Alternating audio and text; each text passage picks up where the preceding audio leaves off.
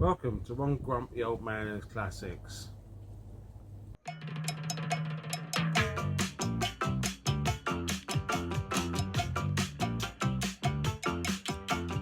All my friends know the low rider. The low rider is a little higher. I'm not actually doing any work on the ROVER P6 today. What I'm going to do is when we delivered the car last week, got all these bags of parts. Now there's maybe two of some parts. What I want to do today is get all the parts out, see what is going to fit this engine, because we've got parts from this engine and parts from the old engine, so it's going to be a case of mixing and matching. So I want to offer parts up, see what parts are going to fit. Although I've got two water pumps, I'm not sure if they're the same for both engines, so I'm just going to go through all the parts and work out the ones I'm going to use and what I'm going to put to one side, because I'm not sure. So let's get these bags out and let's dig in, see what we've got. Cheers, as usual. Got my cup of Charlie on the go. I must rig up myself a kettle and that and a shelf so I can make cups of tea out in the garage rather than keep going indoors all the time. So anyway, let me just slurp this down while I'm thinking. I don't know what I'm thinking, but anyway.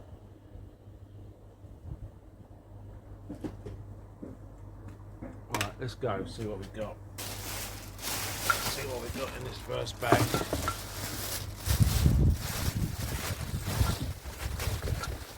What's a bag in a bag? Ah, yeah. So I had to take this off the old engine, because this is the one we're going to need for this car. So I know I definitely need that, because the one that was on this engine wasn't any good.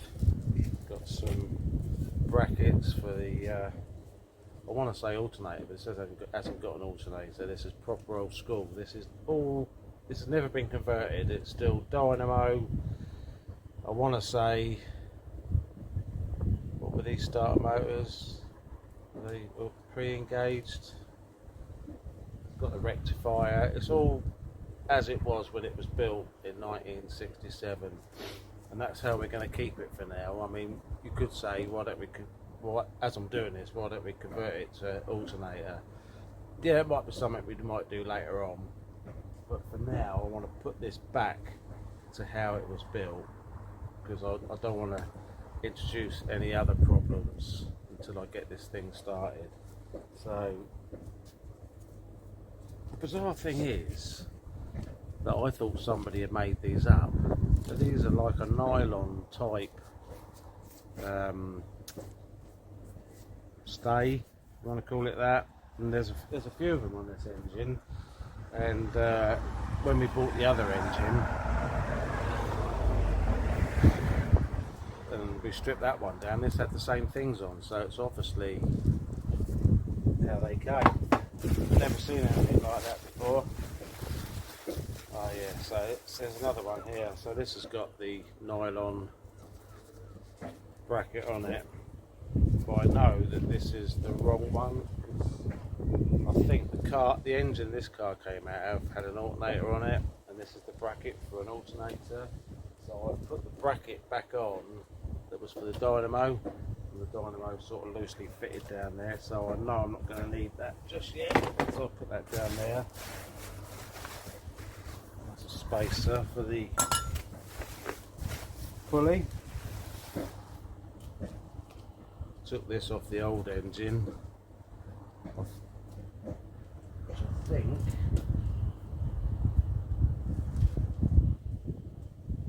so. Yeah, so this is going to have to go on this engine, because the one that's currently on there is different.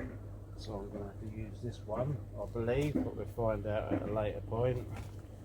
So I'll put those bits. There's another bracket there.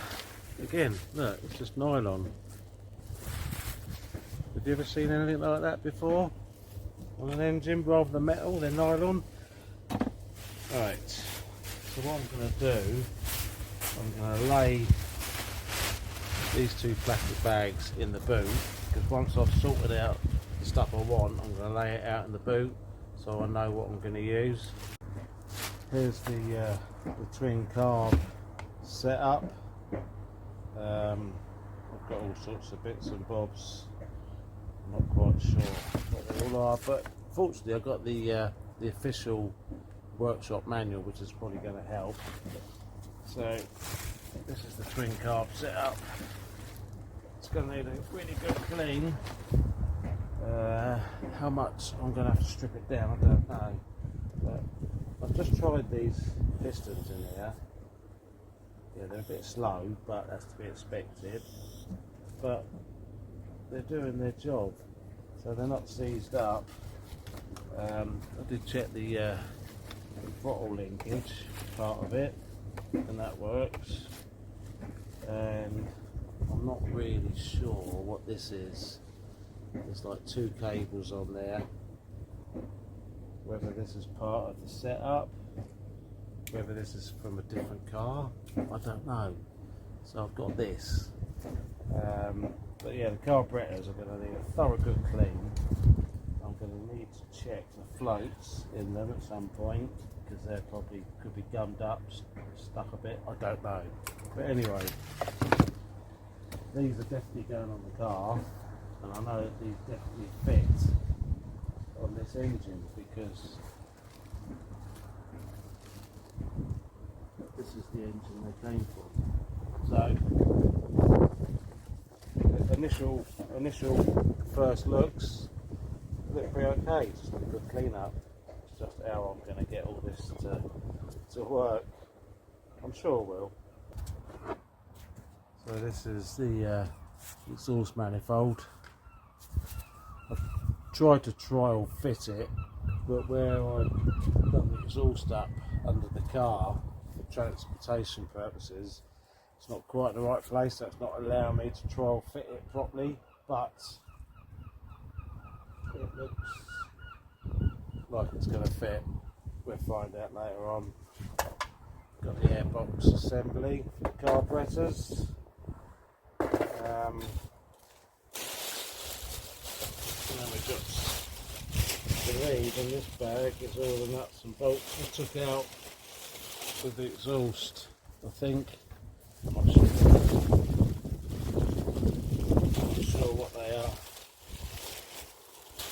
We'll have to work that out when we get nearer to doing some assembly work. Bit of a schoolboy error. What I should have done was I should have bagged nuts and bolts up to what they came off. I didn't. So it's just a tray of assortment of all sorts of nuts, bolts, washers, all sorts. But yeah, you've got to bear in mind this car's 6 decades old, and it's obviously been worked on in the past. Because when I took the old engine out to put this one in, all the nuts and bolts and that were a bit mismatched where they bolt the engine to the gearbox. They were all odd ones that didn't appear to be correct, from my thinking anyway. So obviously people have been in here before, maybe lost bolts, put whatever else they could find in. So as I go along, I should just, decide and work it out myself, which ones are most appropriate to go to hold parts on. So it's not that difficult, we'll just work it out from there. Let's get another bag, see what we got. It's getting pretty close to the end now. Oh.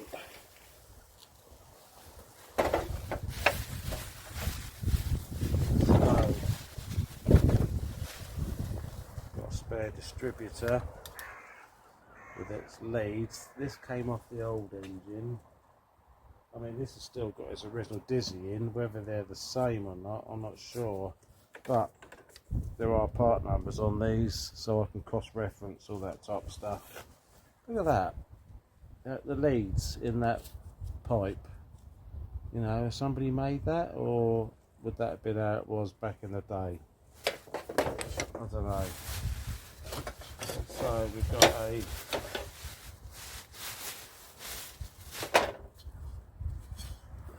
fan. God, you wouldn't want that to come apart and smack you in the head, would you?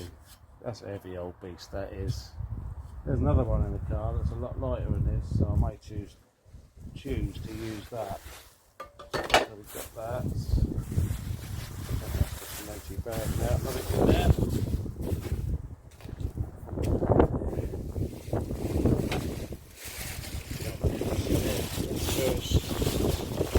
Pretty heavy.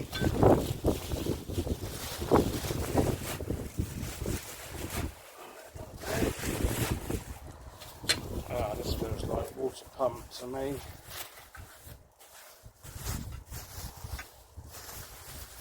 Should be another one somewhere. I know I've got two of them. So I believe this one was off the original engine. So fortunately we've got the pulley as well.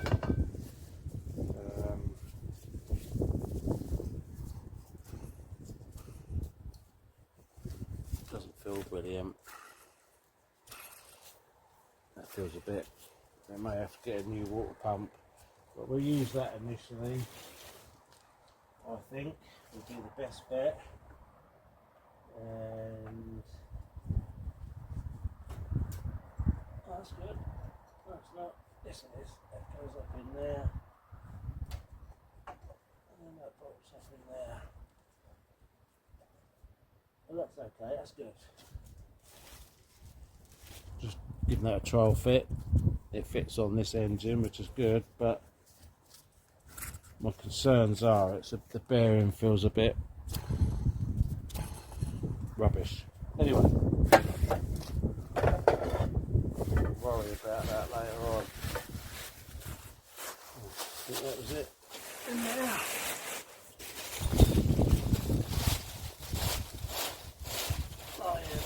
Nuts and bolts, I believe, in there for the water pump.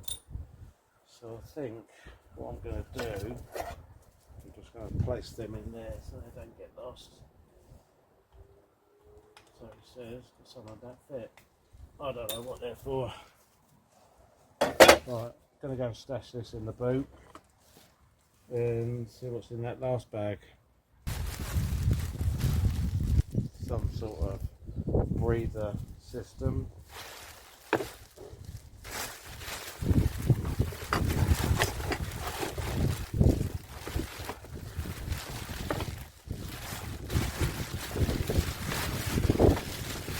Oh, come up, let's come. There you come. So seems to be a jump. There we go. So the old-fashioned type of fuel pump. Yeah, you've got the bowl in there, pretty grubby. So I believe there's one on this engine still. Yeah, so we've still got one on there.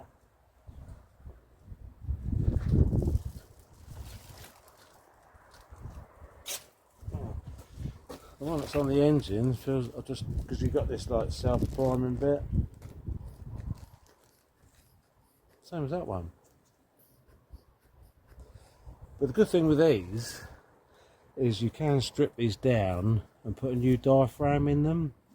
So we've got the one on the engine, so I'll try that initially, and then get this as a spare. But like I say, you can take these apart and put a new diaphragm in them, so they're quite serviceable. So, you know, that's good. And then another bracket. Got more brackets you can shake your stick at. Right, so we've got that one. And then this is the other water pump. So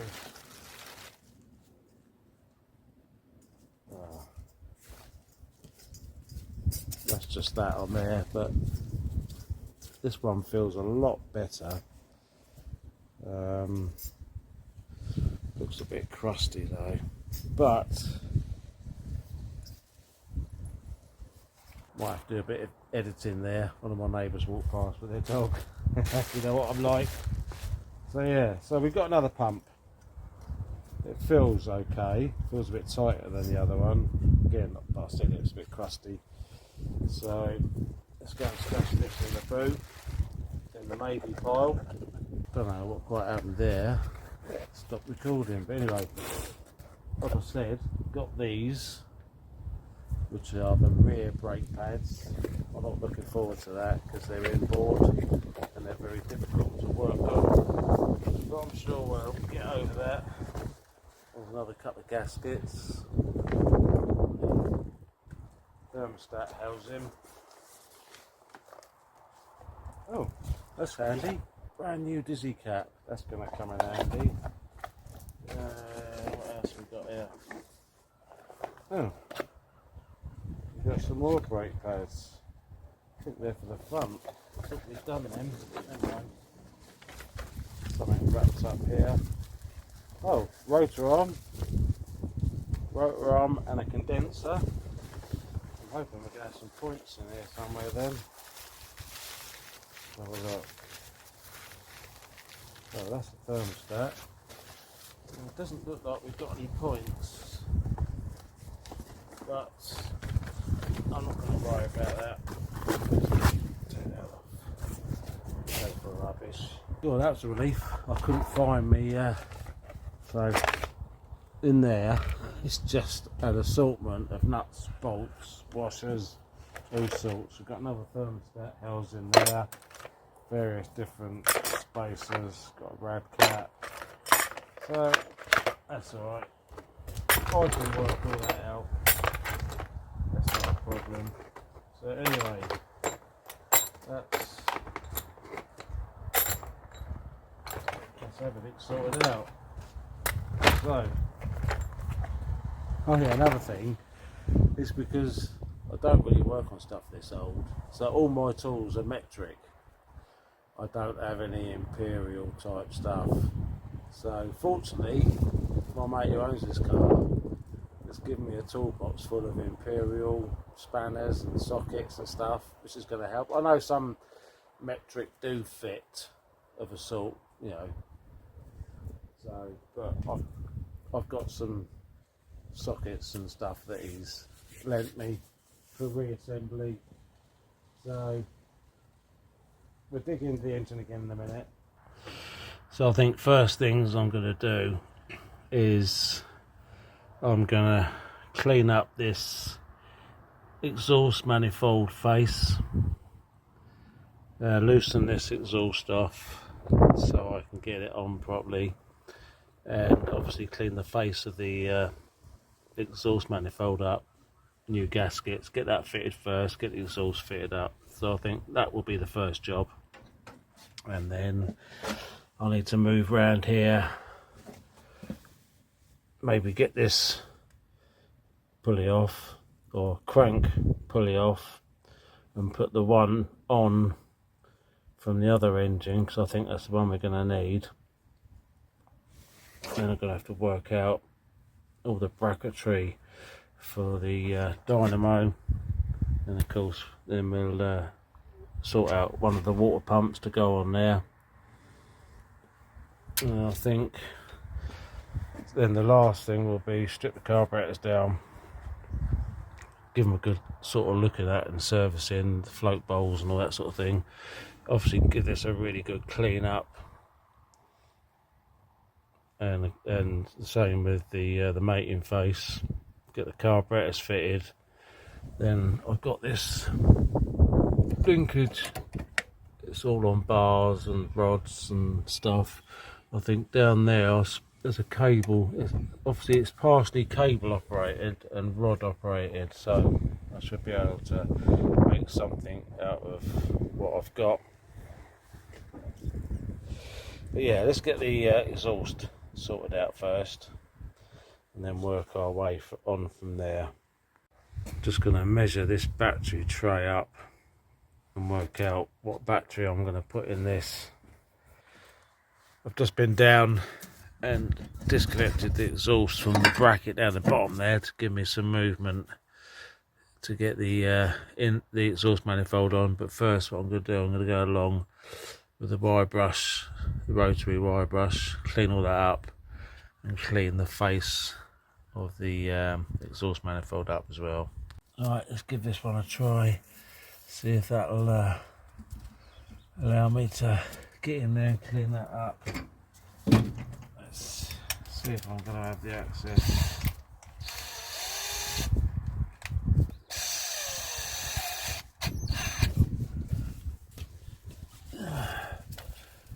Just about.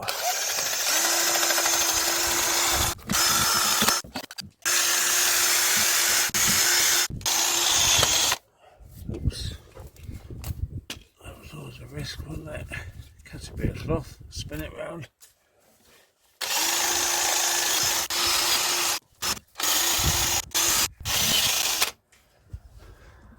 Looks like there's some sort of gasket that must go in there as well. That might delay things a little. So I just noted the camera, but I think there's a gasket that goes in there as well. Not sure if we've got them.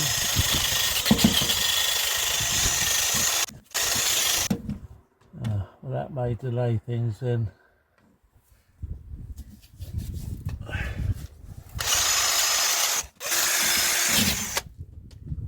I'm going to change this wire wheel, see if I can get something that's a bit more accessible in there. Let's try this one.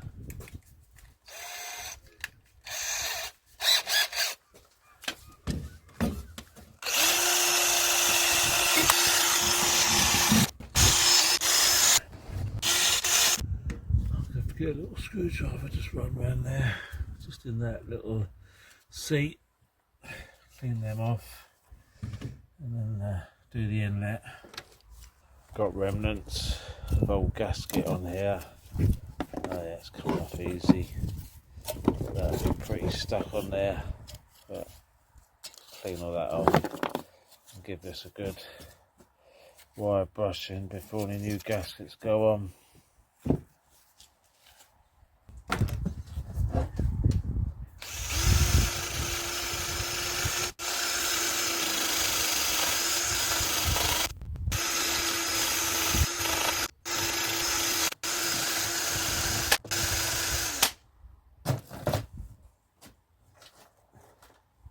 You get the gist. I'll just carry on and clean these faces up. See what it look like. Well, I've just come across the first fail of the build. Obviously I wanted to get the exhaust manifold on first, because that's the lowest part down. Once the carburetors are on that, there's no access. So I thought, right, get that on first. So I've cleaned all the maintenance surfaces up of the exhaust manifold and on the head. I've lined it up just to trial fit it. Doesn't. The 2 litre single carb inlet, exhaust manifold doesn't fit the 2 litre twin carb position. So gonna have to hunt down an exhaust manifold and probably an exhaust. That might be expensive. Anyway, I'm going to do some searches and see what I can come up with. See if we can get see if it's available really. So I thought, right, while I'm out here and I'm doing stuff, the next job was going to be to fit the water pump. So I've cleaned up the maintenance surface there. I'm now about to clean the water pump up. It's a bit of a mess. So let's have a look. This is the better one of the two. There's no bearing noise. So I'm going to clean the maintenance surface up. I'm going to give it a good degrease. And I think we'll go with this one initially. And see how it goes. What we've got to lose. Anyway, let's go and get some. Let's clean this face up first. Then I'll get some degreaser out. brake cleaner and clean this up.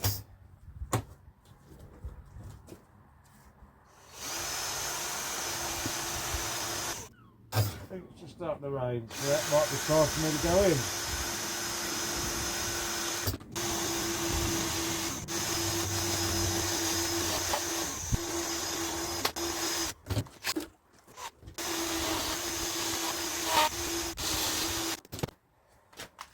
Get in there.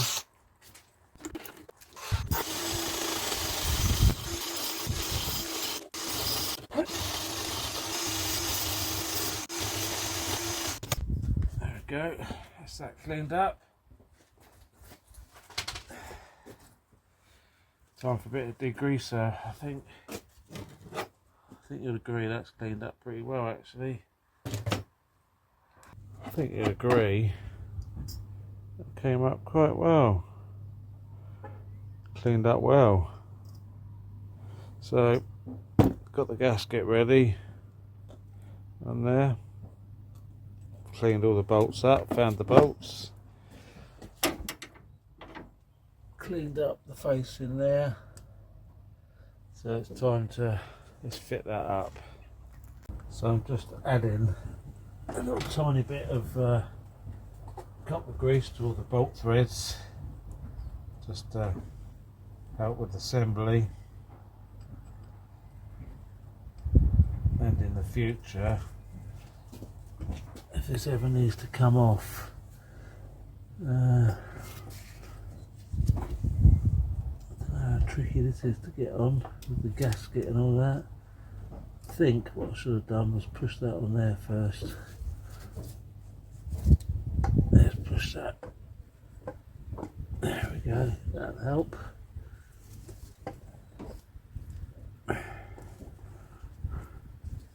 Oh, there you go, gasket's come off now. Let's get that on a bit further. There we go.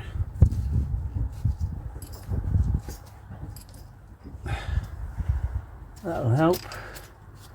Alright, let's put this gasket back on. Make sure we get that in the right place.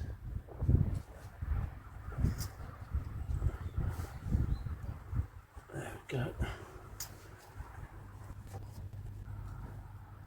Easier said than done.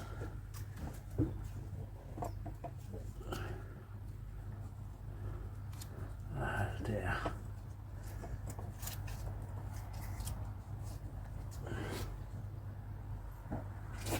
Let's get the, what I'll do with me socket. There we go.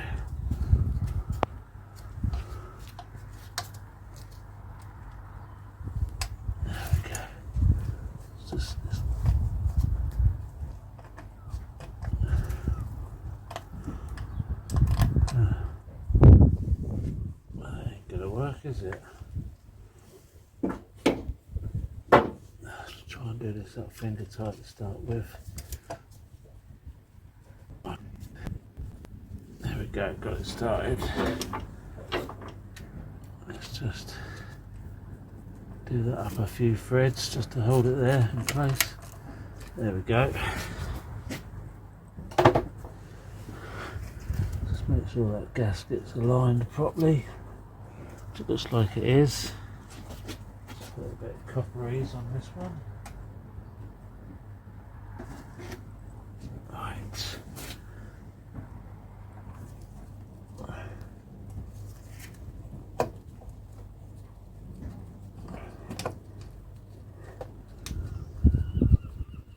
think once I get the second one in, then we should be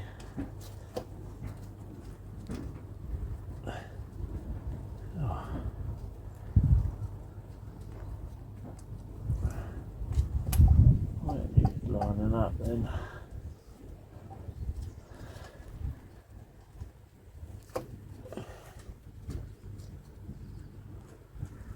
Let's try a different hole to start with. That one. Let's do that one.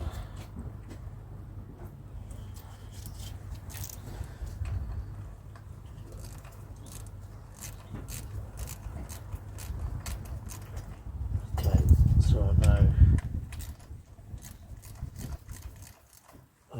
gasket's definitely lined up now. It's starting to rain a bit heavier now, so I might have to pack up in a minute.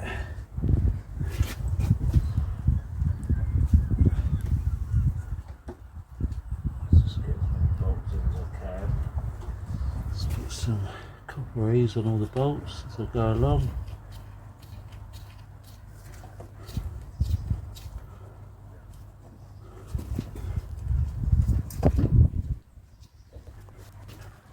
Thought these were all going dead easy, wouldn't they? Why won't you start? Although that thread's clear, because I've already wound a bolt in that one.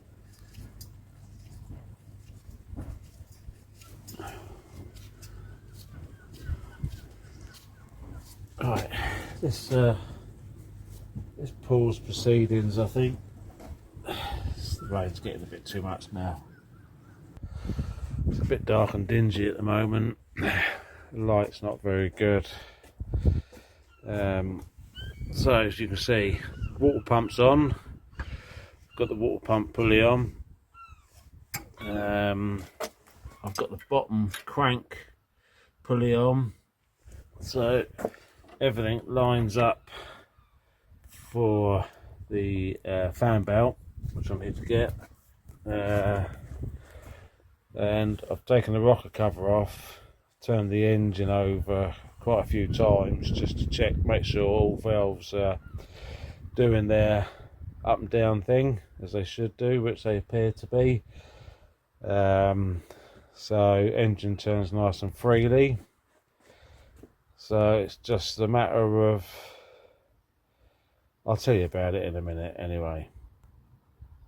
Just a little quick update on the Rover P6.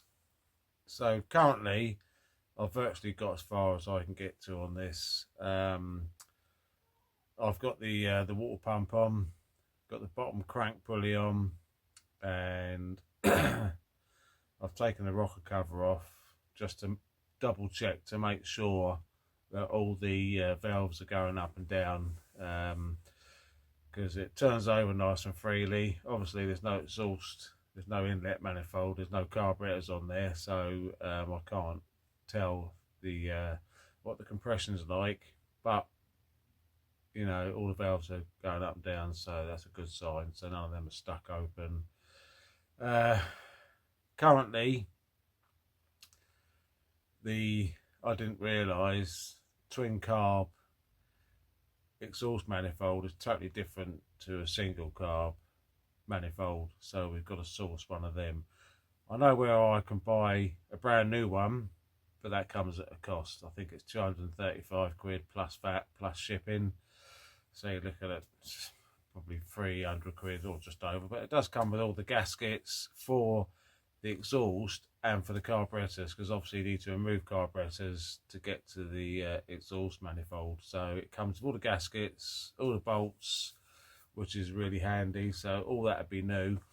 That's my preferred option, but obviously that's down to my mate, you know, whether he wants to spend that on a exhaust manifold. He might have to, unless, you know, I've rang a guy up that sells second-hand spares, not heard from him yet, so we'll see where that goes. Yes, I can do the plugs, the points, distribute the cap, leads and all that. I can get on with doing that, get that all buttoned up. Also the carburetors are going to need a thoroughly good clean, which I'm going to do in the next couple of days. I'm going to sort of strip them down and give them a visual inspection.